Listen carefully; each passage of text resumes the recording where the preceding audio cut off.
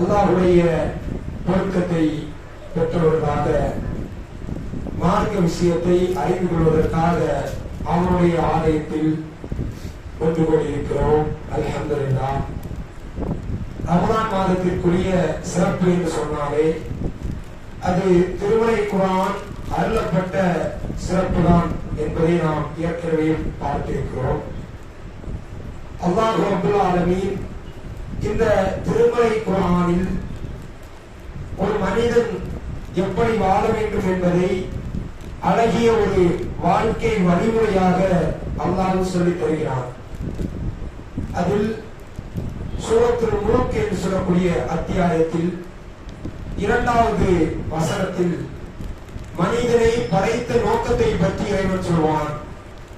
அல்லதி ஹலக்கல் மௌத வல் ஹயாத் லியப்லுவக்கும் அய்யுக்கும் அஹ்ஸனு அமலா.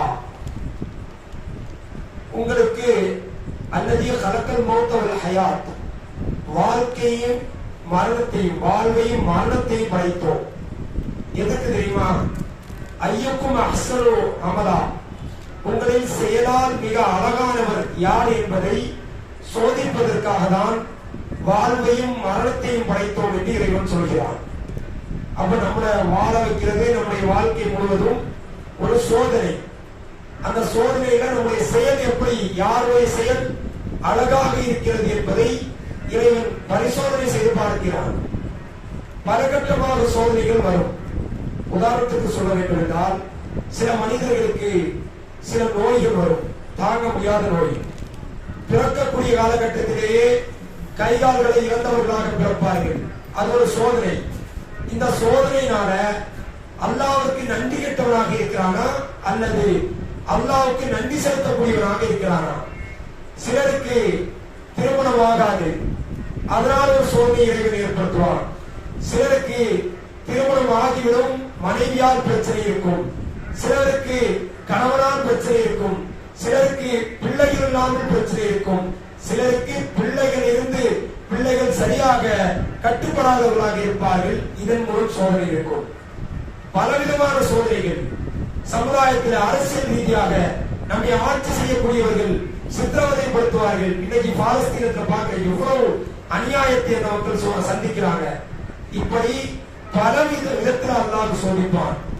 இப்படி சோதிக்கக்கூடியவர்களை அஹ்ஸனுல் அமல், செயலால் மிக அழகானவர், அழகான அமலுக்குரியவர்கள் யார் என்பதை அவர்கள் சோதிக்கிறான்.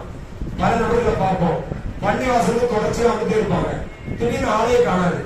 ஏம்பாய் பள்ளிக்கு வர்றது இல்ல, கொஞ்சம் மனசு சரியில்லை. ஏம்பாய் மனசு சரியில்லை, பிள்ளைக்கு உடம்பு சரியில்லை, அம்மா மூத்தாயிட்டாங்க, திடீர்னு பையனுக்கு காயம், ஆக்சிடென்ட் ஆயிடுச்சு, உடம்பு சரியில்லை, மனம் சரியில்லைன்னா பள்ளிக்கு வர வேண்டும். அப்ப அவன் என்ன நினைக்கிறான்? எனக்கு கஷ்டம் வந்துட்டே இருக்குது, அதனால நம்ம அல்லாஹ்வை தொழுதுட்டே இருக்கிறேன், அல்லாஹ்வை கண்டு காணலையே, பின்ன எதுக்கு நான் தொழ வேண்டும் என்று நினைத்து விடுகிறான். அது மிகவும் தவறானது. அல்லாஹ் சோதித்துக் கொண்டே இருப்பான். நபியார் மிக அழகான ஒரு ஹதீஸ் சொல்லியிருக்கிறாங்க.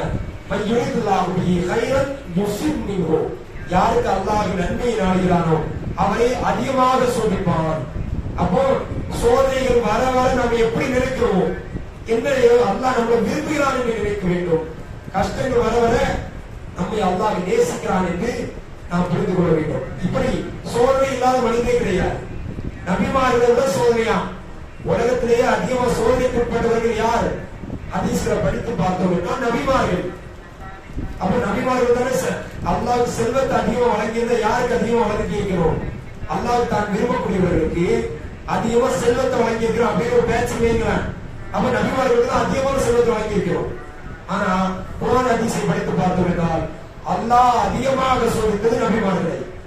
அப்போ அல்லாஹ் நம்மை சோதிக்கிறான் என்றால் அல்லாஹ் நம்மை விரும்புகிறான், அல்லாஹ் நமக்கு நன்மை நாடுகிறான் என்று நாம் புரிந்து கொள்ளணும். நமக்கு வறுமை வருது, மற்றவங்களோட நம்ம வறுமையில் இருக்கிறோம், மற்றவங்களோட நம்ம ஏழ்மையா இருக்கிறோம். அப்ப நம்ம என்ன நினைக்கிறோம்? அவனுக்கு மட்டும் அல்லாஹ் அவ்வளவு கொடுக்குறான், வாழ்ந்தா அவனை போல வாழணும் இப்படி நினைக்கிறோம். ஆனா அது கிடையாது.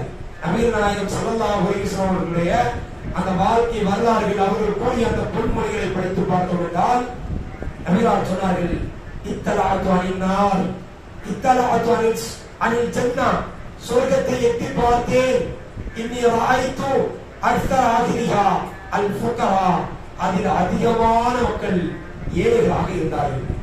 சொர்க்கத்தை எத்தி பார்த்த யார் தான் சொல்லியிருக்கிறோம்? மிகப்பெரிய அரசர்கள், மிகப்பெரிய செல்வந்தர்கள், மிகப்பெரிய செல்வாக்கு மிக்கவர்கள் இருந்தார்கள் ரசூலுல்லாஹ் சொல்லல.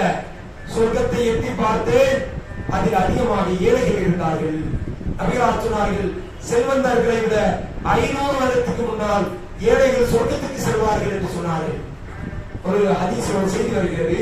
நபிகள் நாயகம் ஸல்லல்லாஹு அலைஹி வஸல்லம் அவர்கள் தொழுகை நடத்துறாங்க. சில நபி தோழர்கள் அந்த தொழுகிறாங்க. தொழுகையில் எந்த அளவுக்கு அவருடைய வறுமை இருந்தது என்று சொன்னால், தொழுகையில் பசி தாங்க முடியாமல் அப்படி மயக்கம் போட்டு விழுந்துருவாங்க. மயக்கம் போட்டு விழுந்து விடுவார்கள். பின்னாடி வரக்கூடிய அந்த சஹாபாக்கள், அந்த மனிதர்கள், நல்லடியார்கள் எல்லாம் வருவாங்க தொழுகைக்கு. அவங்க பார்ப்பாங்க, இன்னும் மயக்கம் போட்டு விழுந்துட்டாங்க.